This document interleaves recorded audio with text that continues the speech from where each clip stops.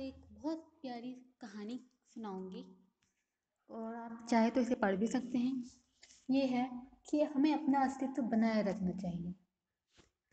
एक राजा एक बगीचे में टहल रहा था और इस दौरान उसने कई कुमलाते और मुरझाते हुए वृक्ष, झाड़ियां और फूल देखे। ओक के वृक्ष ने कहा कि वह इसलिए मुरझा रहा था क्योंकि वह देवदार के वृक्ष के समान ऊंचा नहीं उग सकता था। देवदार की वृक्ष से पूछने पर राजा को ज्ञात हुआ कि देवदार इसलिए ढह रहा था क्योंकि वह अंगूर की बेल के समान अंगूर नहीं उपजा सकता था।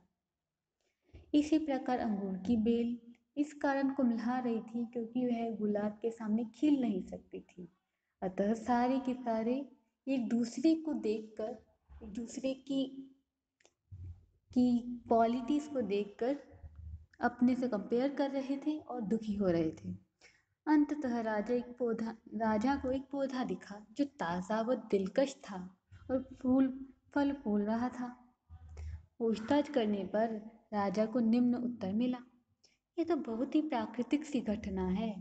जब आपने मुझे बोया था तब आपको मुझसे आनंद की अपेक्षा थी। यदि आप ओक, अंगूर या गुलाब की इच्छा रखते तो आप उन पौधों को रोपते। इसलिए मेरा मानना है कि मैं जो हूँ उसके अतिरिक्त कुछ और नहीं बन सकता और इस कारण मैं अपने विशिष्ट गुणों का विकास करने की भरपूर कोशिश करता हूँ। तो हमें इससे यह सीख मिलती है, यह संदेश मिलता है कि हमें अपना ध्यान स्वयं पर केंद्रित करना सीखना चाहिए। हम अपना व्यक्तित्व बदल नहीं सकते हैं। हमारे लिए किसी और की तरह बनना असंभव है। हमारा विकास और हमारी समृद्धि तभी होगी जब हम अपने व्यक्तित्व को स्वीकार करेंगे। यदि हम स्वयं से प्रसन्न नहीं होंगे तो हम कुम्हला जाएंगे। हम सभी में सामर्थ्य, योग्यता, कौशल व कुशलता उद्देश्य है जिस कारण हमारा जन्म हुआ है।